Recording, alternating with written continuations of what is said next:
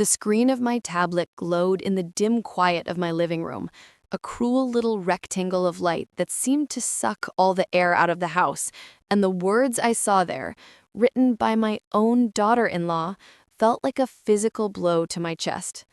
Just spent the weekend with the baby whisperer herself, my dear mother-in-law Linda, the post began, and I could almost hear Emily's saccharine sweet voice dripping with a fake affection that made my skin crawl. She insisted on swaddling little Liam in a blanket so old and musty, I'm surprised moths didn't fly out. Then she tried to feed him a nibble of her coffee cake, at 4 months old. When I, of course, said no, she gave me that classic wounded look of hers inside about how she raised 2 boys and they turned out just fine. Guess what, Linda? Your son, my dear Michael, is in therapy twice a month because of your parenting. Maybe just fine isn't the gold standard you think it is. I stopped breathing. The comments below were a chorus of digital daggers. Ugh, these boomer grandmas are the worst. And stay strong, Mama Bear, boundaries. And the one that made a cold sweat break out on the back of my neck. She sounds like a narcissist. Cut her off. My hand trembled, making the words on the screen dance. 62 years old, and I felt like a teenager who'd been caught naked in the school hallway. The humiliation was a hot, sharp flush that traveled from my cheeks down to my very soul. This wasn't a private gripe to a friend. This was a public shaming for her 742 followers to see. A performance of her superiority at the cost of my dignity. I thought we'd had a nice weekend. I'd cooked Michael's favorite pot roast, I'd held my grandson and sung him the same lullabies I sung to his father, I'd bitten my tongue when Emily corrected everything from how I burped him to the brand of diapers cream I'd bought just for their visit. I thought I was being helpful. I thought I was being a grandma. The memory of that weekend, which just hours ago had felt warm in my mind, now rewound itself, every scene tainted by this new horrible context. Her tight smile when I presented the hand-knitted sweater wasn't gratitude, it was tolerance. Her thanks, Linda, when I loaded them up with leftovers was condescension. I saw it all now, the secret eye rolls she must have been saving for her phone screen later. I looked around my quiet, tidy house, at the framed photos of Michael and his brother Tom as gap-toothed boys, at the worn spot on the armchair where my Frank used to sit before the cancer took him, and I felt a profound, aching loneliness. This house held a lifetime of my love, and in one social media post, Emily had made it feel like a museum of my failures. I must have sat there for an hour just staring at that post, reading and rereading it until the words were burned onto the back of my eyelids. The part about Michael's therapy, that was a gut punch. He was in therapy? Because of me? What did I do? I replayed his childhood like a frantic editor, searching for the scenes that had caused such damage. Was I too strict about homework? Did I not hug him enough when he struck out in Little League? Was it because I went back to work part-time when he was in middle school? Frank and I, we were just trying our best. We loved our boys fiercely. We provided for them. We disciplined them when they needed it, sure, but always with love. Just fine? Had I really said that? I probably had. It was something my own mother used to say. Was that my great crime? Using a common, harmless phrase? A hot anger started to simmer beneath the shock and hurt. How dare she? How dare she expose my son's private struggles to score points with internet strangers? How dare she reduce my life, my love, my motherhood to a punchline about a musty blanket? I wasn't some villain from a fairy tale. I was a woman who had lost her husband, who missed her sons terribly now that they lived their own lives, who just wanted to be a part of her grandson's world. I picked up my phone, my thumb hovering over Michael's name. What would I even say? Your wife is a cruel, vindictive woman? That would only prove her point, wouldn't it? That I was the difficult, dramatic mother-in-law. I could just imagine her showing him my angry text, sighing, "See what I have to deal with, Michael?" I put the phone down. The silence in the house was deafening, and it was in that silence that a dangerous, defiant thought began to form. She thought I wouldn't see it. She was wrong. And she had no idea that I, quiet, unassuming Linda, held a secret of my own, one that could shatter the perfect, curated world she'd built for herself online. The anger was a live wire, crackling under my skin, but I forced my hand to be still, to place the phone back on the side table with a quiet, deliberate click. I would not give her the reaction she probably craved, the dramatic phone call that would let her play the martyred daughter-in-law for her digital audience. No, this required a different kind of strength, the quiet, patient kind I'd learned in the long, hollow years after Frank died. I stood up, my knees protesting, and walked to the kitchen, the familiar linoleum cool under my bare feet. I filled the kettle, the mundane ritual, an anchor in the storm of my emotions. As it hissed to a boil, I looked out the window over the sink, at the bird feeder where a cardinal, a brilliant splash of red against the dull green of the late afternoon, was pecking at seeds. Frank had loved cardinals. He said they were visitors from the other side. A fresh wave of loneliness, so profound it was a physical ache, washed over me. He would have known what to do. He would have put a firm hand on my shoulder, his voice a low, steady rumble. "Now, Linny, don't you go borrowing trouble. We'll figure this out." But I was alone, and the trouble wasn't borrowed. It had been delivered, gift-wrapped in cruelty, to my doorstep. I carried my tea back to the living room, deliberately avoiding the accusing glow of the tablet.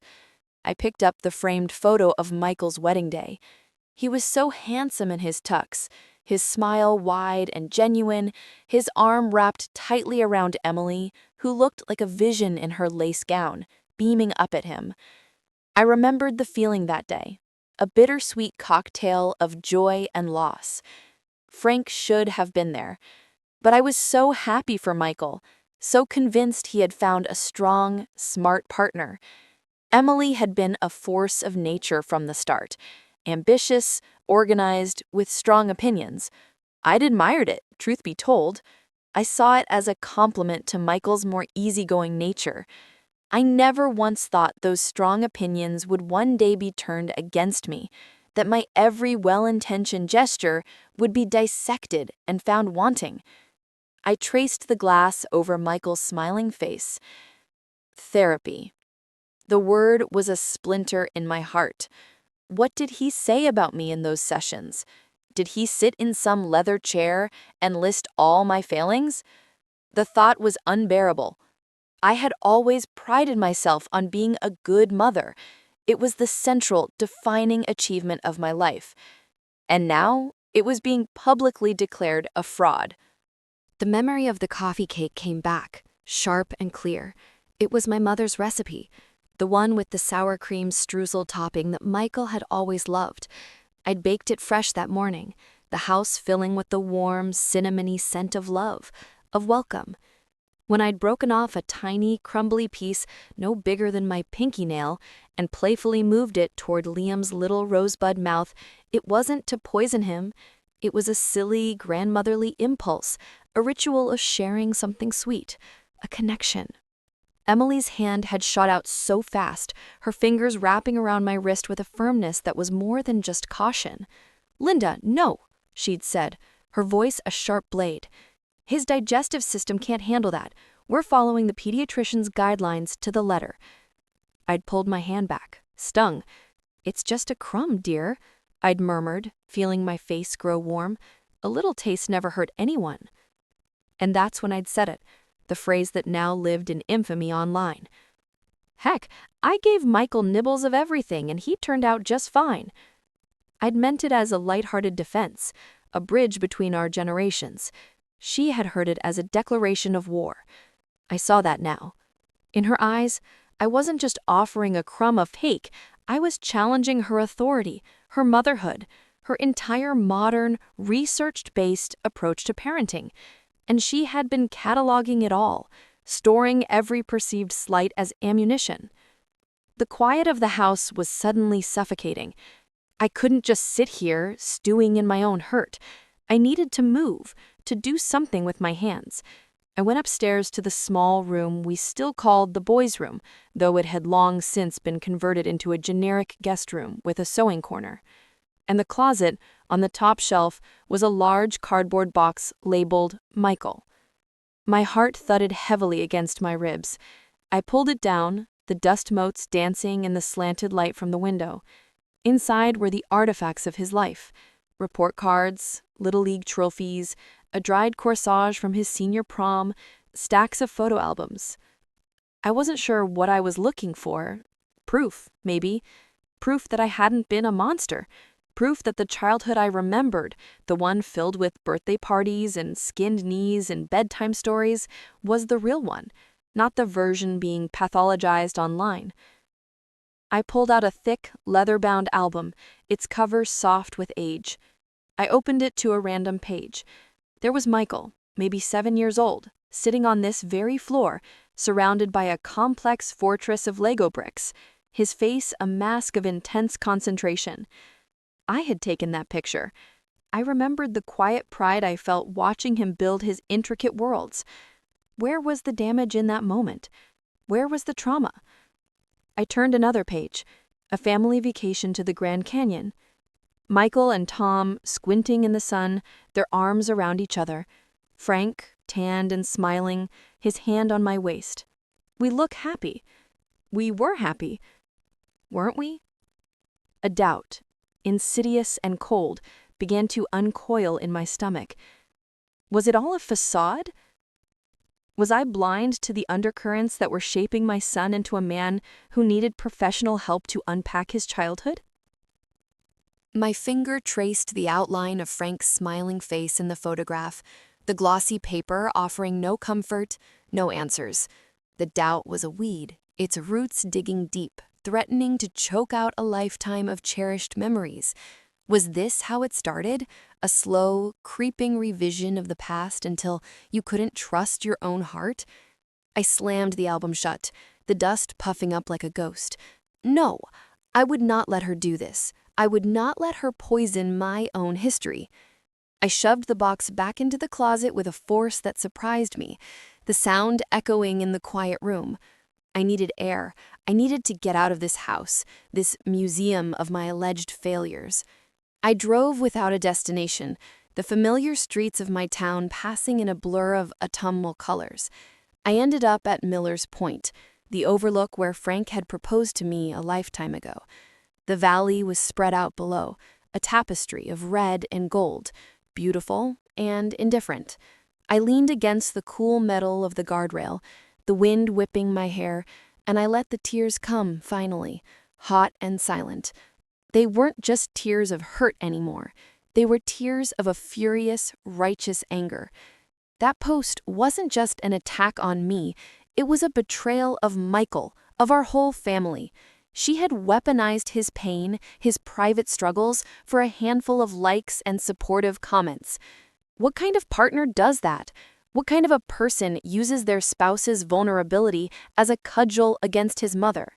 The thought of Michael seeing that post made my stomach clench. Did he know? Was he a willing participant in this public humiliation? Or was he, like me, a victim of her performative perfection? The boy in the Lego picture wouldn't have stood for it.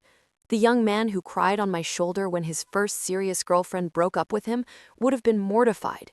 But the man he was now, the one in therapy, the one married to Emily, I didn't know him. Not really. And that realization was the sharpest cut of all. I had lost my son, not to distance or time, but to a narrative I hadn't even known was being written about me. As I stood there, the wind drying the tears on my cheeks, a memory surfaced, one I hadn't thought of in years. It was from when Michael was about 14. He'd had a massive fight with Frank over a bad report card. Frank, old school and stubborn, had grounded him for a month, taking away his guitar. Michael was furious, heartbroken. He'd yelled, "You just don't get it, you don't get me at all," and slammed his bedroom door so hard the pictures rattled in the hallway. Later that night, I'd taken him a plate of cookies, a peace offering. He was lying on his bed, staring at the ceiling. "Your father just wants what's best for you," I'd said, sitting on the edge of his bed. He'd turned his head, his eyes full of a teenage anguish that felt world-ending. No, he doesn't, Mom. He wants what's best for him, for me to be his idea of a success. There's a difference. I'd patted his leg, dismissed it as teenage dramatics. But now I wondered, had I failed him in that moment? Had I chosen placating his father over truly hearing my son? Was that the kind of thing he was talking about in therapy? The cookie, a Band-Aid on a wound that needed stitches? A car pulled into the overlook, pulling me from the past. It was time to go home. The helpless grief had been burned away, replaced by a cold, clear resolve. Emily thought she held all the power. She thought her social media post was the final word, but she was wrong. She had no idea about the box, my box, the one I kept in the back of my own closet, behind the winter coats. It wasn't filled with report cards or trophies. It was filled with letters. Frank's letters from his first wife, Carol, the wife before me, the wife he never, ever talked about, the one whose existence was a ghost in our marriage, a secret I'd carried for 40 years. Emily wanted to talk about hidden damage. She wanted to expose family secrets. She had no idea what she was playing with. The drive home was a blur of turning leaves and churning thoughts, the ghost of Carol riding in the passenger seat beside me. I hadn't thought of her in years, had actively packed her away in the attic of my mind, a dusty relic of a life that wasn't mine. Frank had been 22, she 21. A whirlwind courtship, a quick marriage, and then just 18 months later, she was gone. Not dead. Gone. She'd left a note on the kitchen table saying she couldn't do it, couldn't be a wife, that she felt suffocated, that she was sorry. That was all Frank ever told me, his voice a gravelly monotone the one and only time he spoke of it, early in our own courtship. He'd shown me the box years later, after we were married, a rare moment of raw vulnerability. "It's all there," he'd said, his hand resting on the lid.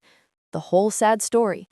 I can't bring myself to burn it, but I don't ever want to look at it again." I'd promised him I wouldn't either, and I hadn't, until now. Back inside my quiet house, the air felt different, charged. I went straight to my bedroom, to the walk-in closet that still held a few of Frank's shirts, their faint scent of sawdust and Old Spice a permanent ache. I pushed past my winter coats, reached into the far back corner, and my fingers brushed against the familiar, rough cardboard. I pulled it out. It was a simple banker's box, lighter than I remembered. The word Carol was written on the side in Frank's bold, blocky handwriting. My heart hammered against my ribs, a frantic drum of guilt and desperation. I was breaking a promise to my dead husband, but I felt like I was drowning, and this box, this secret from a time before me, felt like the only thing I could possibly use to claw my way back to the surface, to make Emily understand that families are built on fault lines she can't even see. I carried it to my bed, sitting on the edge as if it were dynamite. I lifted the lid, the smell of old paper and faded perfume, a scent like withered roses wafted out. On top lay a single faded photograph. She was beautiful, Carol. Not in a soft, conventional way, but with sharp, intelligent features and dark, intense eyes that seemed to look right through the camera, through the decades, right at me. She had a slight, knowing smile, as if she held a secret. Underneath were the letters, tied with a faded blue ribbon. My hands trembled as I undid the knot. The first few were from Frank to her during their engagement. They were sweet, full of a young man's earnest plans. "We'll get the house on Elm Street, the one with the big oak tree. We'll fill it with kids, Carol, a whole bunch of them." The handwriting was his, but the voice from a stranger, a hopeful boy, I'd never known. Then her letters began. The early ones were giddy, loving, but as I read through a change crept in. Her handwriting grew tighter, more frantic. "I feel like I'm playing a part, Frank," one read. "The happy little wife. Everyone expects it of me. Your mother, especially. She asked me when I was going to give up my silly little job at the library to start a family. I felt like the walls were closing in." Another, written just a few months before she left, "You don't hear me. When I talk about wanting to travel, about maybe going back to school, You just pat my hand and talk about putting a down payment on a washing machine. I feel like I'm disappearing. The final letter, the one she left for him, was brief and brutal. I am so sorry, Frank. This isn't the life I want. You are a good man, and you deserve a good wife, a real one. I am just a ghost in this house, and I have to leave before I vanish completely. Please don't try to find me. I sat back, the thin paper crinkling in my silent grip. The room spun. All these years, I'd thought of Carol as a flake, a heartless woman who'd broken my Frank's heart. But she wasn't. She was trapped. She was a woman suffocating under the weight of expectations, of a life script she never wanted, being molded into a version of a wife and mother that felt like a prison. The parallels were so stark, so horrifying, they stole my breath. I wasn't Carol. I had wanted the house, the children, the life Frank offered. But right now, I felt exactly as she described. Unheard, misunderstood, my every intention twisted into something ugly, my identity as a mother being systematically dismantled by a daughter-in-law who saw me not as a person, but as a stereotype. Emily was playing the role of Frank's mother, of a society that demanded conformity, and she was using the modern weapon of social media to enforce it. And I, like Carol, was feeling the walls close in. The secret in the box wasn't just Frank's shame. It was a warning, a testament to what happens when a woman's spirit is crushed by the weight of family expectation. And the most terrifying thought of all whispered through me. Did I, in my own well-meaning way, do that to Michael? Was I his Frank, so sure of the path that I never stopped to ask if it was the one he wanted to walk? The letters felt like live coals in my lap, the ghost of Carol's desperation, a chilling presence in the room. Her words, "I feel like I'm disappearing," echoed my own feeling exactly, a resonance so profound it felt like a spiritual tremor. I carefully, reverently retied the blue ribbon and placed the stack back in the box, my fingers lingering on the cardboard lid. This wasn't just Frank's secret anymore. It was a key. But a key to what? Unlocking more pain, shattering my son's image of his father. The moral weight of it pressed down on me, a physical burden. I couldn't just wield this like a weapon. This was a story of a broken young woman, a story that had shaped the man I loved into the more guarded, fiercely loyal husband and father he became. He'd been so determined to build a stable, secure life with me, to never again risk the kind of abandonment that had hollowed him out. His sometimes rigid expectations for the boys, his insistence on tradition, it all made a terrible, heartbreaking sense now. He wasn't just being stubborn, he was building a fortress against the chaos of a broken heart. I put the box back in its hiding place, my mind reeling. I couldn't confront Emily, not with this. It was too sacred, too destructive. But I also couldn't let her post stand. The public humiliation was a poison seeping into everything, tainting my memories, my present, my future with my grandson. I had to talk to Michael, not angrily, not defensively, but from this new, raw place of understanding. I had to know if he truly felt I had damaged him. I had to know if he saw his wife's post, and if he did, how he could let it stand. The thought of that conversation filled me with a dread deeper than any I'd felt since Frank's diagnosis. It was one thing to suspect you failed, it was another to have it confirmed by your own child. I didn't call. A phone call felt too flimsy, too easy to dismiss. I went old school. I sat down at the small cherrywood desk that had been Frank's and wrote a letter. My handwriting, usually neat and looping, was shaky. "Michael," I began. "I saw Emily's post on social media. I won't lie to you, it shattered me. To see my love for you and Liam reduced to a joke, to see our family's private struggles aired so publicly, It's a pain I can't really describe. But more than my own hurt, I am haunted by what she wrote about you being in therapy because of me. If I have caused you pain, son, I am so deeply, truly sorry. That was never my intention. My love for you has been the greatest privilege of my life. I would like to understand. I would like a chance to talk, just the two of us. Please. I signed it, Love Always, Mom, sealed the envelope, and drove directly to the post office before I could lose my nerve. It felt like I was mailing my heart.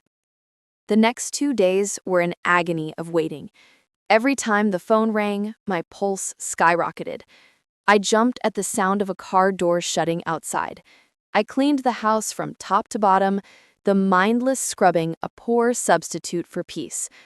I avoided my tablet, too scared to see if Emily had posted again, perhaps mocking my desperate letter. The silence from Michael was a verdict in itself, I thought. He was choosing her. He was agreeing with her. The fortress of my motherhood, which I had believed was built on granite, was feeling more and more like sand. On the third morning, as I was listlessly wiping down the kitchen counters, the doorbell rang. It was a sharp, intrusive sound in the quiet house. My breath hitched. I walked to the door, my legs feeling like wood, and peered through the peephole. It wasn't Michael. It was Emily. She stood on my porch, alone, her arms crossed tightly over her chest, her face pale and set. She wasn't holding Liam. The sight of her here and unannounced sent a jolt of pure adrenaline through me. This was it. The confrontation. My first instinct was to not answer, to pretend I wasn't home. But I was done hiding. I took a deep, steadying breath, channeling every ounce of grace I'd ever possessed, and opened the door. "Emily," I said, my voice surprisingly calm. She didn't return the greeting. Her eyes, usually so bright and sure, were red-rimmed and wary. She held up my letter, the envelope crumpled in her fist. "What is this, Linda?" she asked, her voice tight and low. "Sending a letter like this to him, trying to drive a wedge between us, making yourself out to be the victim?" The accusation hung in the air between us, sharp and brittle. I stood my ground in the doorway, the threshold of my own home feeling like a border between two warring nations. I could see the anger in the tight line of her mouth, but beneath it, something else flickered, a hint of panic. She was scared. Scared of my letter, scared of what I might have said to her husband. That realization gave me a sliver of strength. "I am not trying to drive a wedge, Emily," I said, my voice still quiet but firm. "I am his mother. I wrote to him because I was hurt by a public post and concerned by a private claim made about him. I have a right to speak to my own son." I stepped back, opening the door wider. "Would you like to come in? We can't have this conversation on the porch." She hesitated, her gaze darting past me into the house as if suspecting a trap, then gave a curt nod and brushed past me, her perfume a familiar scent that now felt alien and hostile in my hallway. She didn't sit. She stood in the center of the living room, the same room where I'd first read her words, turning to face me, the crumpled letter still clutched in her hand like evidence. "He didn't even open it," she said, a triumphant, defensive edge to her voice. "He gave it to me. He said anything from you should go through me right now." Her words were meant to be a final blow, to show me my place, but all I felt was a profound sadness for my son. He was letting her fight his battles, letting her be the gatekeeper to his own mother. This wasn't the man I raised. "I see," I said, walking slowly to my armchair and sitting down, needing the support. I gestured for her to sit on the sofa opposite me. She remained standing. "So he knows about the post, then?" "Of course he knows," she snapped. We don't keep secrets from each other. The hypocrisy of that statement, delivered in my living room while Frank's secrets sat in the closet upstairs, was almost breathtaking. Then he knows you publicly shared that he is in therapy then, I said, meeting her gaze steadily. He knows you used his private pain, a pain I am apparently responsible for, to humiliate me online. Do you think that's supportive, Emily? Do you think that's what a loving partner does? Her composure cracked slightly. I was venting. I was seeking support from a community of mothers who get it. You have no idea the pressure you put on us with your constant little comments, your helpful suggestions that are just criticisms in disguise. That weekend was a nightmare. You undermined every single decision I made for my son. And so your solution was to launch a nuclear missile? I asked, the anger I'd been holding back finally seeping into my tone. You didn't talk to me. You didn't set a boundary with me. You went online and told hundreds of people that I am the reason your husband needs professional help to cope with his childhood. Do you have any idea what that feels like? To have your life's work, the one thing you were always sure you did right, thrown in the garbage and set on fire for likes. It's not about likes, she shouted, her face flushing. It's about truth. And the truth is, your parenting style was damaging. That just fine mentality leaves scars, Linda. It teaches kids to bury their feelings, to pretend everything is okay when it's not. She was vibrating with righteous indignation, a warrior for a cause I didn't even know I was fighting against. And in that moment, I saw not a monster, but a young woman who was desperately, fiercely trying to protect the family she was building from the ghosts of the family her husband came from. She saw me as the ghost. She saw me as Carol must have seen her own mother-in-law. The cycle was so vicious, so blind, it made me want to weep. Emily, I said, my voice dropping, all the fight suddenly gone out of me, replaced by an immense, weary sorrow. I am not your enemy. I am just a woman who loves her son and her grandson. If I have said things that felt like criticisms, I am sorry. That was never my heart. My heart was only ever to love you all. I took a deep, shaky breath. But what you did, that wasn't seeking support. That was cruelty. And you have broken something between us that I don't know if we can ever fix. My words, spoken not in anger, but in a grief-soaked quiet, seemed to deflate her. The rigid, defensive posture slackened. She looked around the room, at the photos of Michael as a boy, at the comfortable, worn-in furniture, as if seeing it for the first time not as a museum of my failures, but as a home I had built. Her gaze lingered on a picture of me holding a newborn Michael, my face radiant with a tired, overwhelming love. She finally sank onto the sofa, the crumpled letter falling from her hand onto the coffee table between us. He was so upset when he saw it, she whispered, not looking at me but at her own hands twisting in her lap. Not at me. At first, he was just angry that you had seen it. He said it would make everything worse. Then he read the comments. Someone called you a toxic crone. He threw his phone across the room. I've never seen him do that before. A small, broken sound escaped my lips. He was protecting me. Even in his anger, even through whatever pain he was carrying, his first instinct was to protect me from the ugliness. That was my boy. That was the man Frank and I had raised. The knowledge was a balm and a torment all at once.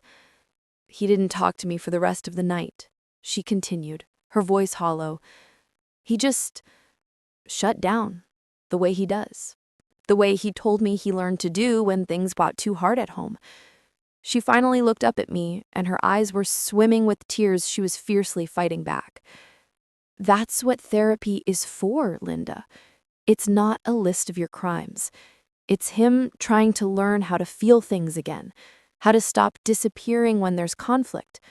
He told me that once. He said he felt like he had to make himself small and quiet to keep the peace in this house. The air left my lungs.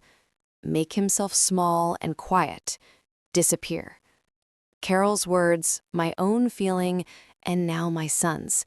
We were all linked by this same terrible, silent thread. I had been so busy trying to create a peaceful, stable home, a fortress against the world, that I never realized I was asking my son to wall up parts of himself to maintain it. I thought I was protecting him. Instead, I had taught him to hide. The weight of it was crushing. I didn't know, I breathed, the words barely audible. Oh, Emily, I truly didn't know. How could you not? She asked, but the accusation was gone, replaced by a genuine, bewildered sorrow. We're from different worlds, Linda. You parented in a different time, where feelings were messy and needed to be tucked away. I'm parenting in a time where we're supposed to name them, to feel them, to let our children see that it's okay to not be okay. And every time you swoop in with the "it'll be fine" or a "don't worry about it," it feels like you're dismissing the entire world we're trying to build for Liam. It feels like a judgment. And there it was, the core of it. Not malice, but a catastrophic failure to translate love across a generational divide. I saw my "just fine" as a comfort, a reassurance that storms pass. She heard it as a dismissal, a command to silence complex emotions. I saw my advice as hard-won wisdom. She saw it as undermining. We were both trying to love the same people, but we were speaking different languages, and in the confusion, we had wound each other so deeply. I am judging you less than you can possibly imagine, I said, my own tears finally falling, warm and unchecked down my cheeks. I am just a grandmother who wants to hold her grandson. I am a mother who misses her son. I am a woman who is so terribly lonely in this big, empty house. The confession laid me bare before her. I had no more defenses. I don't want to be your enemy. I want to learn your language, but you have to teach me. You can't just punish me for not already knowing it. The silence that followed my confession was thick and heavy, but it was no longer hostile. It was the silence of two wounded people staring at the wreckage between them, unsure how to start clearing it away. Emily looked at me, truly looked at me, perhaps for the first time since she'd walked in. She saw the tears, the raw vulnerability, the profound loneliness I usually kept hidden beneath a veneer of capable independence. Her own rigid posture melted away, and she leaned forward, her elbows on her knees, her head in her hands. "I'm sorry," she whispered into her palms, the words muffled but unmistakable. "I'm so sorry, Linda. I shouldn't have posted that. It was cruel. It was a moment of feeling so powerless and so angry, and I took it out on you in the worst way possible." The apology, so unexpected and so genuine, unlocked something in me. The last of my defensive anger dissolved, leaving only a vast, aching sadness for both of us. "I'm sorry too," I said, my voice thick. "I'm sorry for every time I made you feel judged. I'm sorry for every helpful suggestion that felt like a criticism. I see now that I was trying to insert myself into a story where I no longer have a leading role. It's a hard adjustment." She lifted her head, wiping her eyes with the back of her hand. "It's hard for me too," she admitted. "Trying to be a mom, feeling like I'm failing half the time, and then having my mother-in-law who seems to have it all figured out, watching my every move. It's terrifying. That weekend I was so tired. Liam had been up every 2 hours, and I felt like I was hanging on by a thread. And then you came in, so well-rested and capable with your perfect coffee cake and your decades of experience. And I snapped. I felt like a child playing house next to you. Hearing her perspective was like a light switching on in a dark room.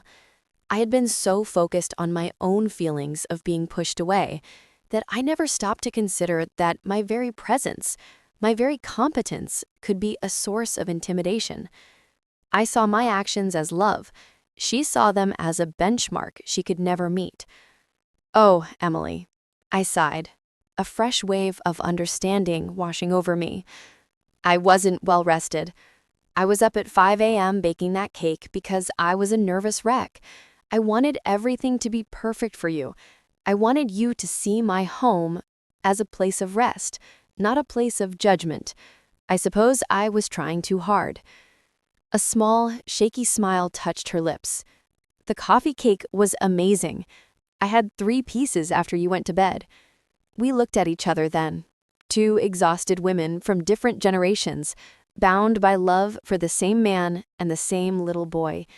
And for the first time, I saw a bridge where, before, there had only been a chasm. The conversation shifted then, from accusations to a tentative, painful excavation of the misunderstandings that had piled up between us over the years. We talked for over an hour, the afternoon light fading outside the window, the crumpled letter on the table between us, a silent monument to the battle that had just ended. When she finally stood to leave, the dynamic had fundamentally changed. The air was clear, scoured clean by our tears and our honesty. "I'll take the post down," she said at the door, "right now." "Thank you," I said. And then, gathering all my courage, I asked the question that had been burning inside me since I first saw those damning words. "Emily, about Michael, do you think he would be willing to talk to me? With you there, if that's what he needs?" She paused, her hand on the doorknob, and considered it. "I don't know," she said honestly. "But I'll talk to him. I'll tell him we talked." She gave me a look that was no longer filled with animosity, but with a cautious, newfound respect. "It's a start, Linda." "It's a start," I agreed. I watched her walk to her car, the weight in my chest not gone, but different now, lighter, somehow, for having been shared. The house was still quiet, but the silence no longer felt like loneliness. It felt like possibility. I closed the door and leaned against it, my mind drifting not to the hurtful post, but to the box in my closet upstairs, to Carol's desperate words. She had chosen to run. I, it seemed, had chosen to fight for my family. And for the first time in days, I felt a flicker of hope that the fight might not be in vain. The hope was a fragile, fluttering thing in my chest, a tiny bird unsure if it was safe to leave its nest. The conversation with Emily had been a seismic shift, but the ground was still unsteady.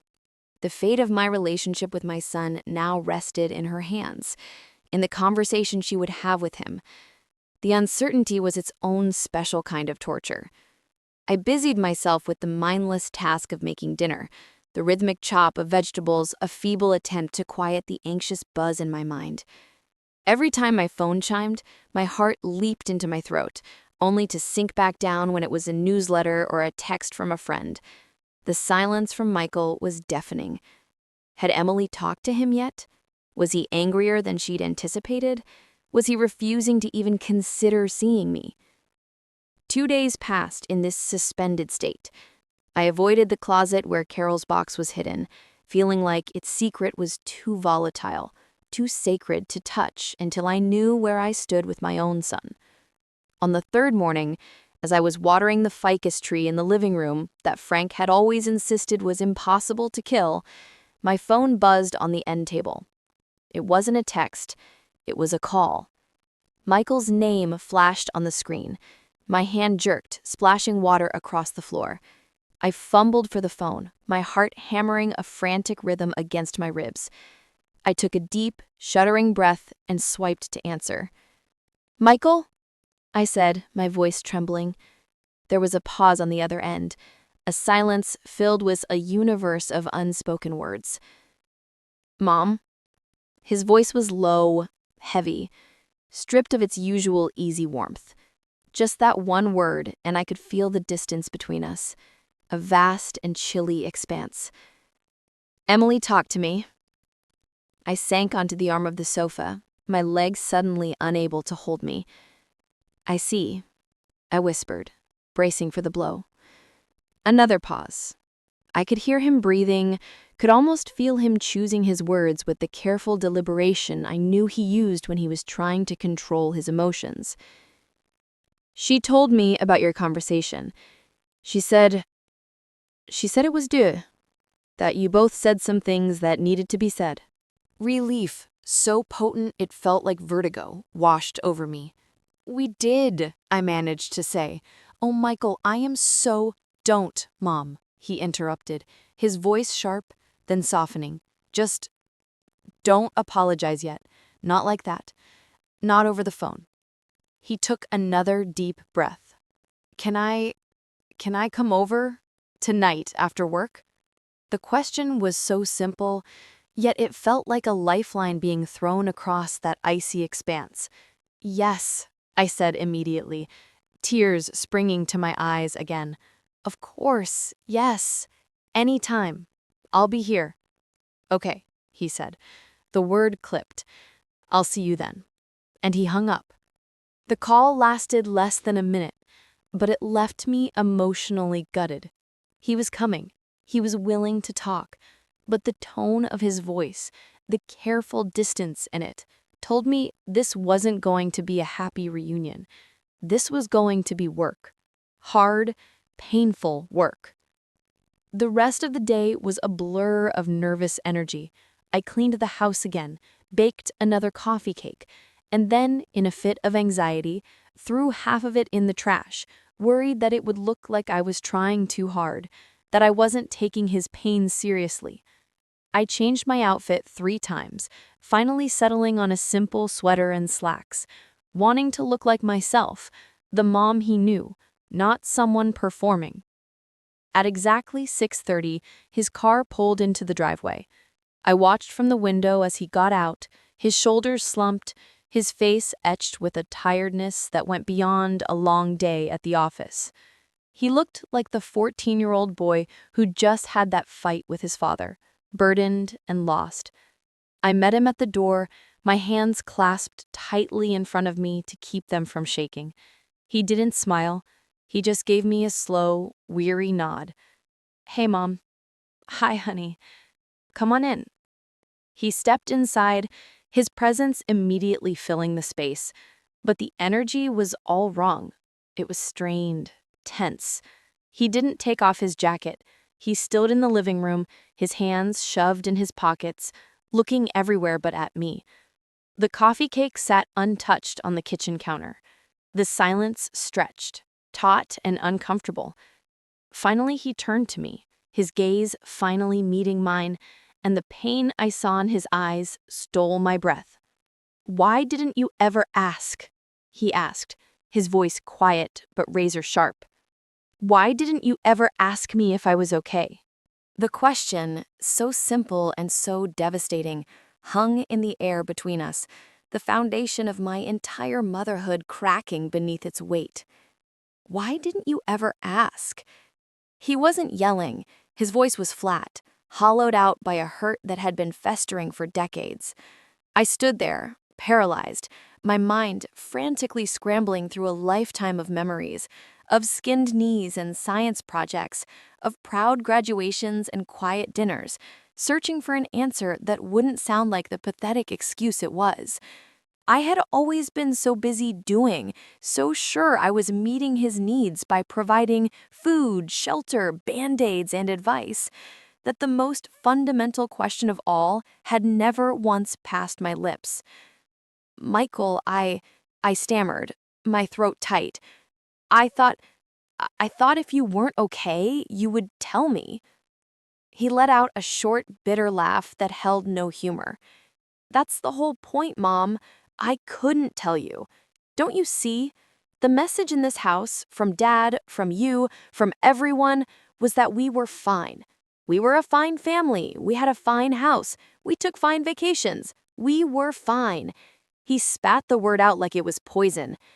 How do you tell people who are so invested in everything being fine that you are absolutely, completely not fine? that you feel like you're screaming on the inside every single day. I felt the blood drain from my face. Screaming on the inside. It was Carol's ghost again, her feeling of suffocation, echoing through the generations, finding its voice in my son. I had been so determined to build a life that was the polar opposite of the chaos Frank had endured, a life of stability and predictability, that I had created a different kind of prison. I had mistaken silence for peace. He started to pace, a caged animal in the living room he'd grown up in. Do you know what the worst fight I ever had with Dad was about? It wasn't about the report card. It was the week after. I tried to talk to him. I tried to tell him I was struggling in school, that I felt stupid, that I was scared I wouldn't get into a good college. And you know what he said? He said, "Nonsense, Michael. You're a smart kid. You just need to apply yourself. You'll be fine." And he clapped me on the back and walked away. Michael stopped pacing and looked at me, his eyes blazing with a pain so old it had fossilized. "And you were standing right there, Mom. You heard him. And you said nothing.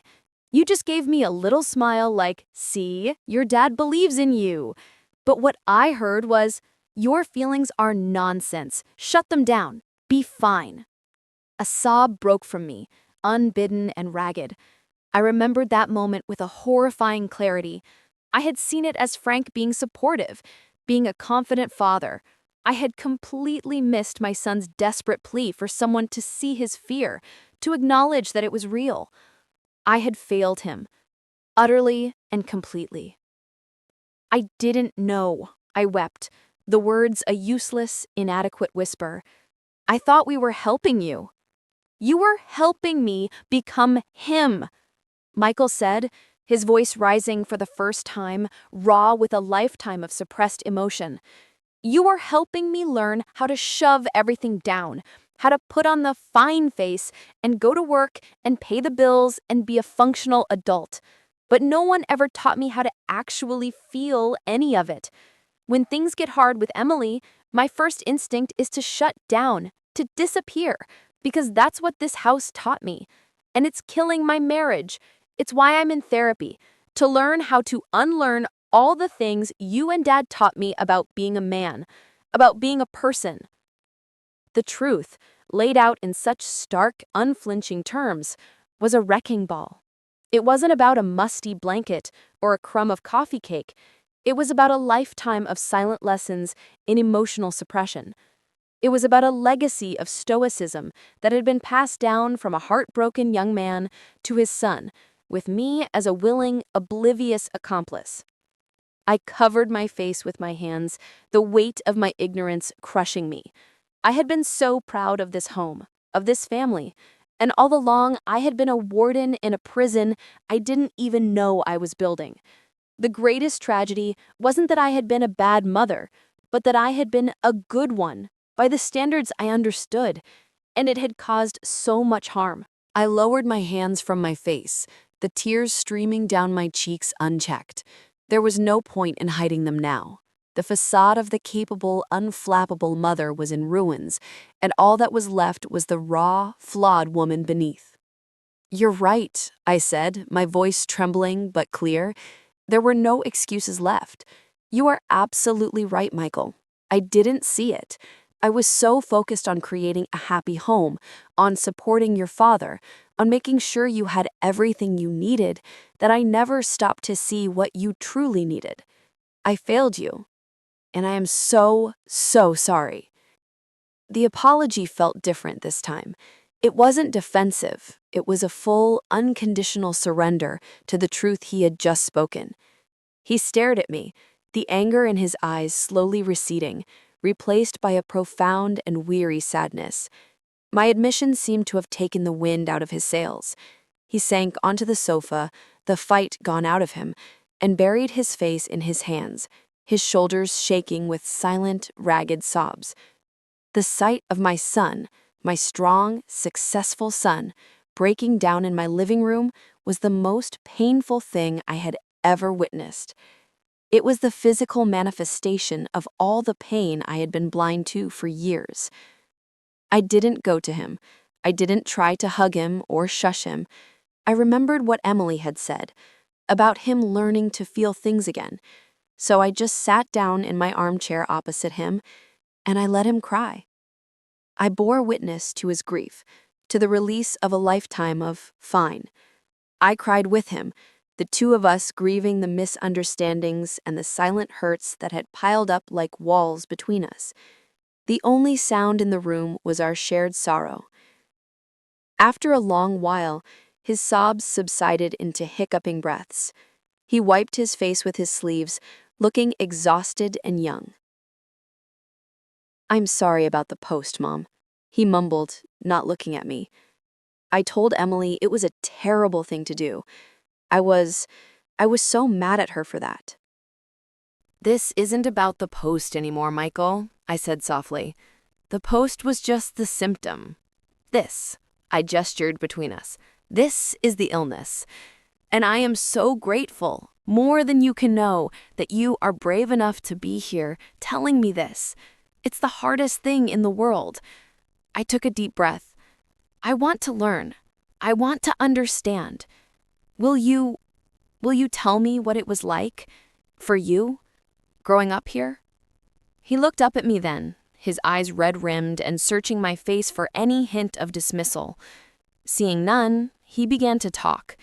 He talked about the constant pressure to be the easygoing one, the good son, while Tom was allowed to be more volatile. He talked about feeling like he was performing a role at the dinner table, giving the right answers to how was school, which was always fine. He talked about the crushing anxiety before big tests, a feeling he had to hide because it wasn't fine. He talked about the loneliness of feeling like no one in his own family knew the real him, the scared one, the insecure one. And I just listened. I didn't interrupt. I didn't offer platitudes. I just listened. And with every word, I saw my son, my real son, for the very first time. When he finally finished, the room was dark, the only light coming from the street lamp outside the window. A deep, exhausted peace had settled over us. The chasm was still there, but we were now standing on the same side of it, looking across together. "Thank you for telling me," I whispered. "Thank you for trusting me with that." He gave me a small, tentative smile, the first one I had seen all night. "It feels different, saying it out loud to you." "I'm glad," I said, and then carefully I asked, Would it be okay if I came over on Sunday, just for a little while, to see Liam? I promise, no advice, no comments. I just want to hold my grandson." He considered it for a moment, then nodded. Yeah, I think that would be okay. I'll talk to Emily." It wasn't a full reconciliation. It was a first fragile step on a long road. But as I walked him to the door and watched him drive away, I didn't feel the crushing loneliness from before. I felt a purpose. The work was just beginning, but for the first time, I felt like I had the right tools. I had the truth, and I had a son who, despite everything, was willing to give me a second chance.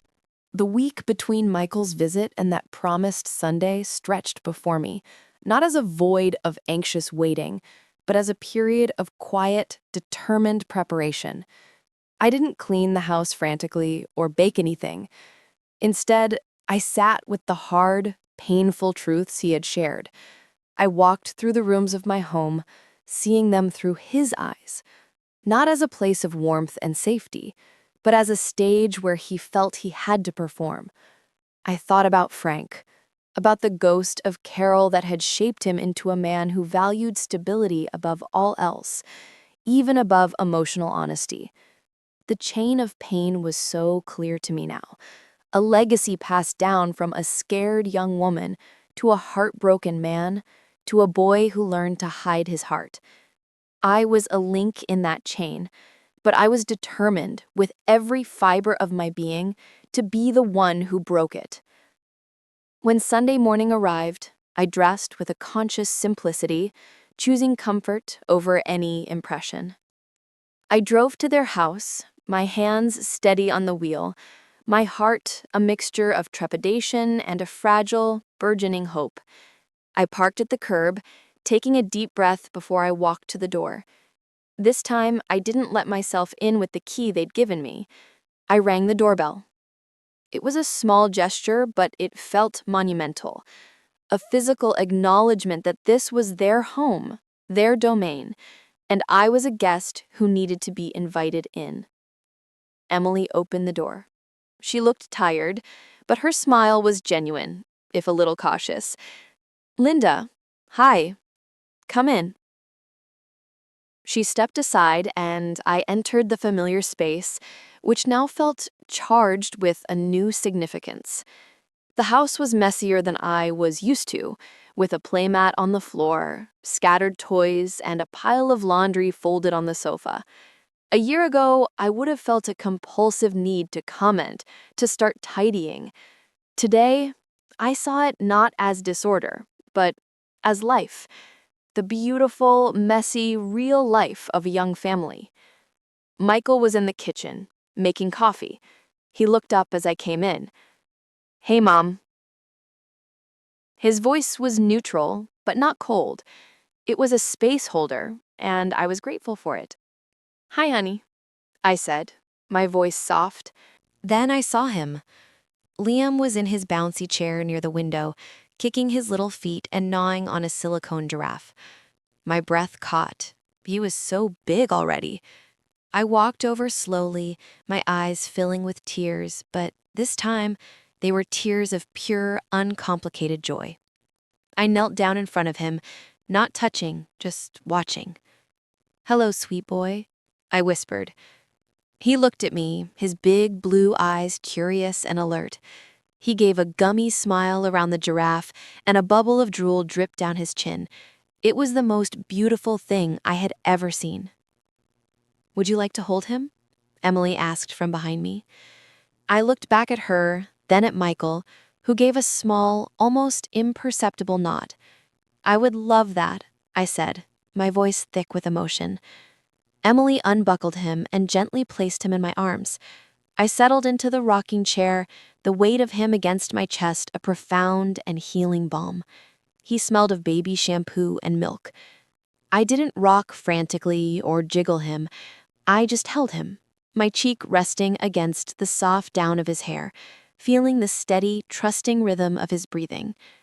I looked at Michael and Emily, who were watching us, their bodies leaning slightly into each other, a united front. "He's perfect," I said, and I meant it with every cell in my body. No advice, no comments, just a statement of love. I saw Michael's shoulders relax. He brought me a cup of coffee and set it on the side table. "Cream, no sugar, right?" The fact that he remembered, that he'd done this small, caring thing, felt like a sunbeam breaking through storm clouds. "Right. Thank you, Michael." We spent the next hour in a quiet and tentative peace. I held Liam until he started to fuss, and then, instead of trying to soothe him myself, I simply handed him back to Emily. "I think he's hungry for his mama," I said. She took him with a grateful smile, and as she settled on the sofa to nurse him, a deep, contented quiet fell over the room. Michael sat beside her, his hand resting on her knee. I sipped my coffee and watched my family not as an outsider trying to get in, but as a witness to their beautiful, imperfect love. I didn't need to be the baby whisperer. I didn't need to have all the answers. I just needed to be grandma. And in that moment, that felt like more than enough. The drive home from their house was unlike any other I had taken. The world outside the car window seemed sharper, more vivid, the colors of the turning leaves blazing with an intensity I hadn't noticed before. There was no frantic churning in my mind, no replaying of conversations to analyze every word for hidden meaning. There was only a profound, humming quiet, a sense of seismic plates within me having finally, achingly, settled into a new and more stable formation. The visit had been a success not because of anything grand that was said, but because of what was left unsaid. The absence of criticism, the absence of unsolicited advice, The simple act of being present without an agenda, it had created a space where a new kind of relationship could perhaps begin to grow. But the peace I felt was laced with a new, solemn responsibility. Michael's confession had opened a door into a past I thought I understood, and standing in that doorway, I knew I couldn't move forward without fully confronting what was behind me. Frank, my rock, my love, my partner, and creating the very environment that had caused our son such quiet anguish. I had spent decades viewing our marriage through the lens of unwavering loyalty, seeing his stoicism as strength, his silence as wisdom. Now I had to see it through the frightened eyes of our son. And I had to reconcile the man I knew with the boy who had been shattered by Carol's abandonment. That night, with the silence of the house a comforting rather than a lonely presence, I did something I had never dared to do before. I went upstairs, took Carol's box from the closet, and carried it not to my bedroom, but to Frank's old study. I sat in his worn leather chair, the one that still held the faintest impression of his form, and I opened the box under the warm glow of his brass desk lamp. This time, I wasn't reading for ammunition or for clues about Emily. I was reading for understanding. I read Carol's letters again, slowly, and I saw not a villain, but a mirror. Her plea, "You don't hear me," was my son's plea. Her feeling of being suffocated by expectations was his feeling.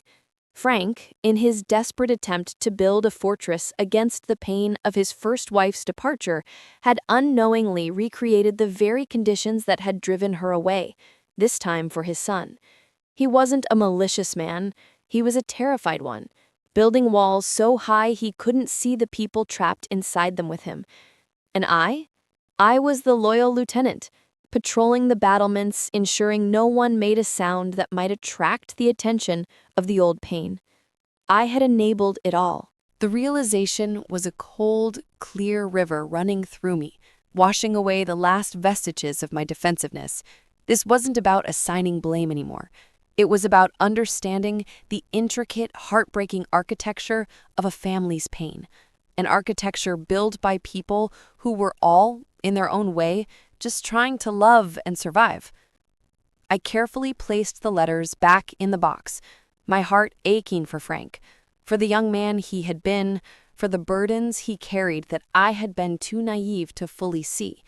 The secret was no longer a weapon.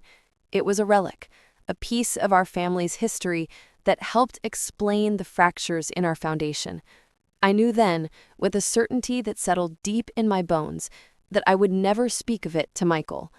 Some wounds are not for the next generation to inherit.